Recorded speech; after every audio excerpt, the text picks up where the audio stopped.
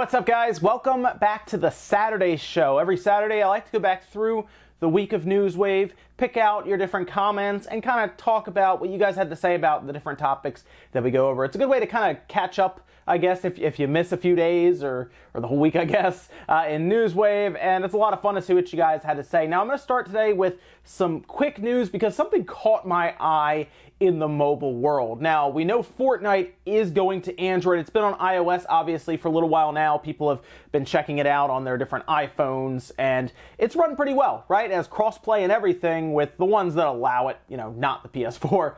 But it's run pretty well, and now it's making its way to Android. We heard that Samsung was going to pretty much get an exclusive, I believe, for the new Samsung Note that's coming out. They're putting it on there for 30 days. But then it's going to go to pretty much all Android devices. But what's weird is it's not going to be using the Google Play Store. It's skipping that completely. Epic has actually confirmed this at this point, and what's interesting about this is they have opted to completely skip out on the Play Store in lieu of, generally, if you have people go away from the Play Store to the general population, they can run into things like false, I guess false packets that they download to install it. It can be a virus, things like that. Now, so Epic is going to make people essentially go to a website, I guess, to then download Fortnite. So essentially sideload it away from the Google Play Store. And you might be wondering, well, why are they doing that? And it has to do with, obviously, money. Going through the Play Store, of course, would cost them money, as Google would then get a percentage, which generally tends to be about 30%. Now, they have to go through it for iOS. Has to go through the App Store. With any of the game consoles, has to go through their store. But Android is open, and they can technically do this without any issue. And Google, I guess, won't close Android because that kind of defeats the idea of Android being an open platform. I'm more interested to see what happens here, as I do expect malware, viruses, all of this stuff that will start popping up, as we know people are going to be searching probably on, Google just to find this thing. They won't know which site to go to, or we'll see all of this crazy stuff happen. And I wonder if it's really worth it. I guess they won't see any issues with it, right? People will go there, they'll sideload it, and then they'll get to keep pretty much all of it. They won't have to pay a percentage at all. I'm just curious how this is going to work out, because people are going to be downloading the wrong ones, and it's just the way it is. So we'll see, but it's very interesting to see them possibly set a precedent for other games in the future that are very popular on mobile. Why pay Google 30% of everything when you can have them sideload it away from the Google Play Store and keep all of it? All right, guys, out of the way, let's start here with Monday. We talked about an interesting build of Metroid Prime that was done in Unreal Engine 4. That gives us a look at what Metroid Prime could look like with a current engine and hardware backing it. The Switch version of Metroid Prime 4 is rumored to be using Unreal Engine 4, and while it won't look exactly like a build running on expensive PC hardware, Unreal Engine could still do some pretty nice looking effects on the little system and should suit Metroid Prime 4 well. Milky Max says, big thanks for featuring my project, man. I never thought it would get this much attention. I'm thinking about releasing a playable build soon, since quite a few people have been asking now. Max, you should absolutely release a playable build. I'll actually play it here on the channel if you do that, because just seeing kind of the video in motion, I'd really like to see what it would look like away from like obviously a compressed YouTube video and everything kind of in front of me. And then of course I'll record it and everything, and we'll just kind of play through it and check it out. I do hope you release kind of a playable build for people to just mess around with, even if it's like that little section of the level, just so we can get like a look at what Metroid Prime 4, could look like on a strong computer with Unreal Engine 4 effects and everything going on. It'd be cool if you did that. I don't think we're gonna get that kind of effect out of the Switch. Obviously, it's not gonna match like what with like a PC with like a 1080 or something's running. But if you do put out a playable build, let me know, because I will actually check it out. No way the Switch could run that, but I'm still hyped for Metroid Prime 4. I believe in Nintendo. That's kind of what I was just saying.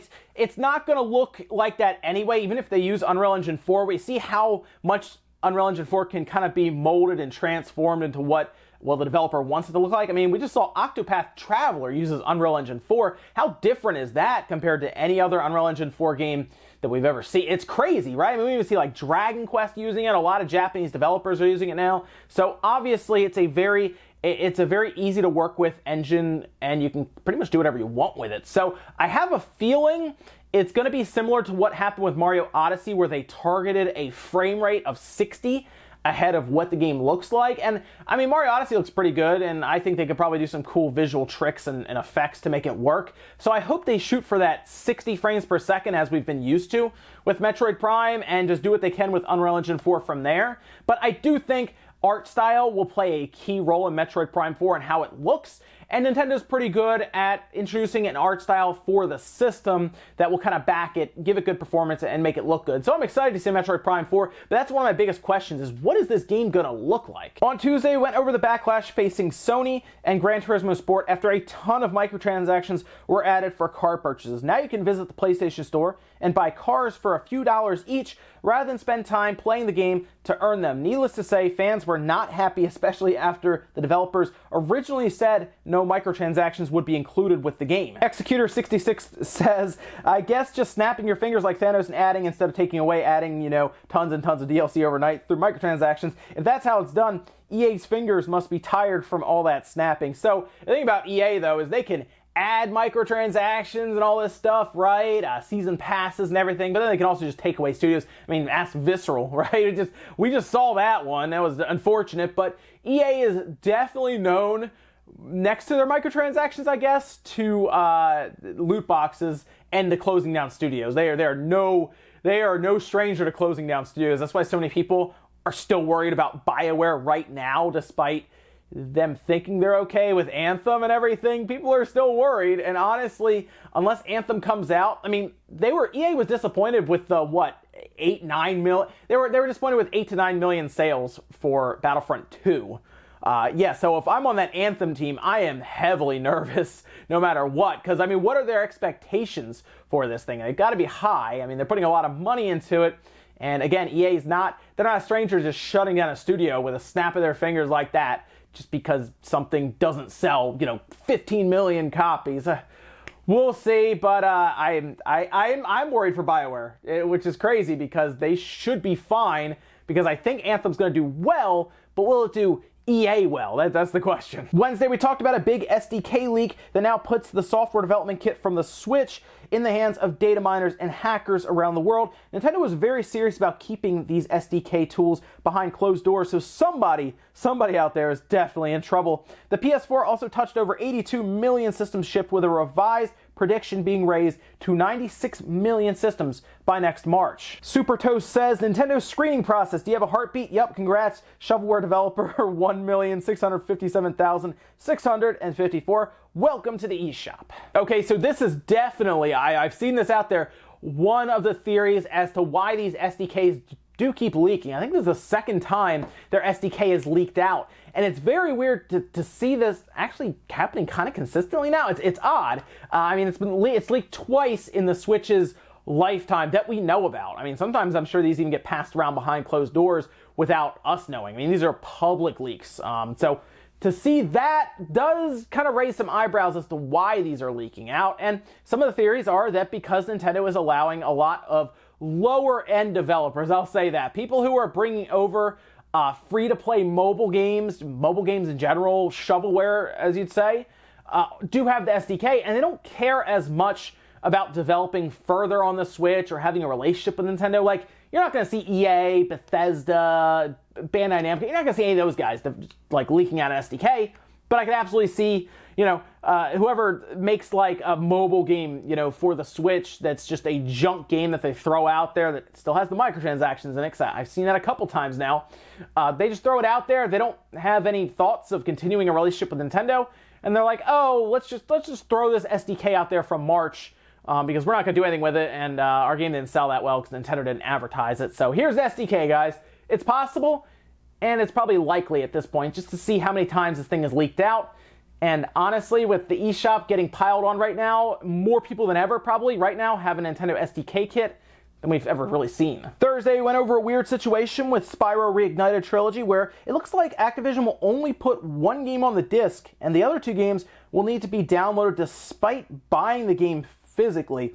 We also went over the MPD sales results for June, with the NES Classic actually topping the charts. Mfolix says, battling the used market? If so, I'm done with this publisher. Greed is really getting out of hand. So here's the thing about the used market and publishers. None of them like the used market. I don't know why they would. I don't know why they would. I don't know why any system developers would.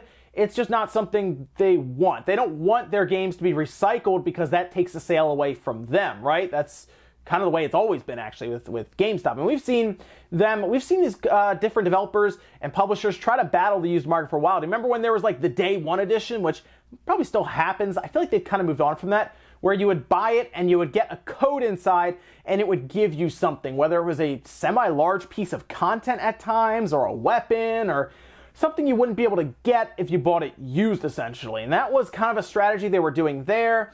And it's not new. Like, seriously, to see these companies, I'm trying to remember exactly what it was, but I remember if you didn't buy it new, you had to spend $10 to get that. And it was common at the time. This was during the 360 and the PS3 era. And it seems like they've kind of moved past that now because it's all service-based stuff. So game sales seem to matter less now than they used to because they just more care about engagement and active players over time, because those are the customers with the stuff in front of them. But they still don't want their stuff to be recycled. They want to get as many sales as they can because they don't get money from the used stuff. So it's not surprising to me that Activision could be doing this to battle that used market. And I honestly wouldn't be surprised if you see other developers and publishers do other things, other tactics, just to try to squeeze out that used market. Trust me, GameStop going away would be good and bad for these publishers and developers, because they obviously get to sell a lot of their new games through GameStop, but they also miss out on a lot of sales because the used games that GameStop's. It's this weird situation. I think the market, especially the publishers and developers, they all want it to go digital because it's less money they have to put out. It's 30% versus like 55% or 45%, right? It's a 15% difference, where 30% for digital they have to give to the developers or to the platform holders like Sony, Nintendo, or Microsoft, whereas 45% with royalties, packaging, distribution, and everything.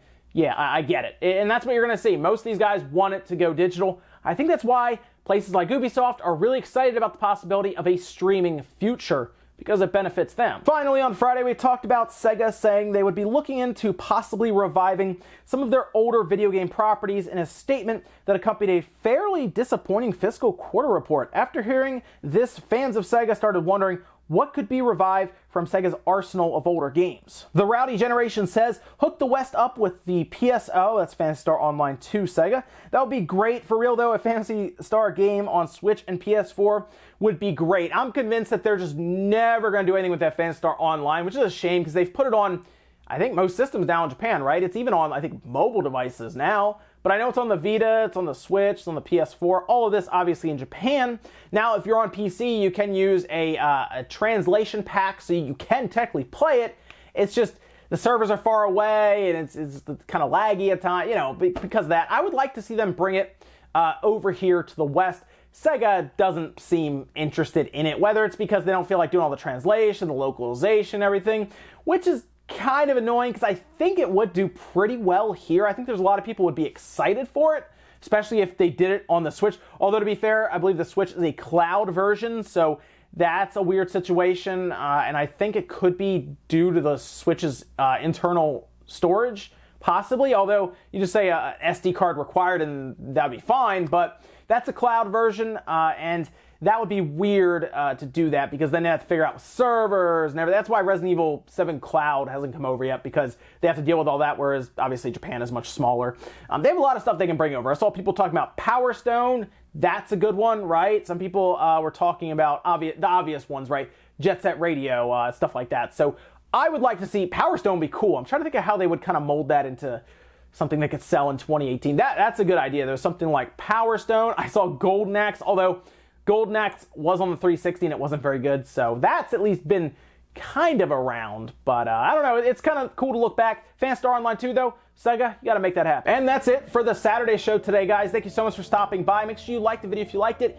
Dislike it if not. Leave comments down below about everything we talked about today. If you're new here and you enjoy gaming news and stuff going through the week, every weekday morning, 8 a.m. Eastern time, consider subscribing. The little button right next to me now. Have a lot of fun here. And then tonight, guys, we got Spawncast, 9 p.m. Eastern time. I'll see you guys then.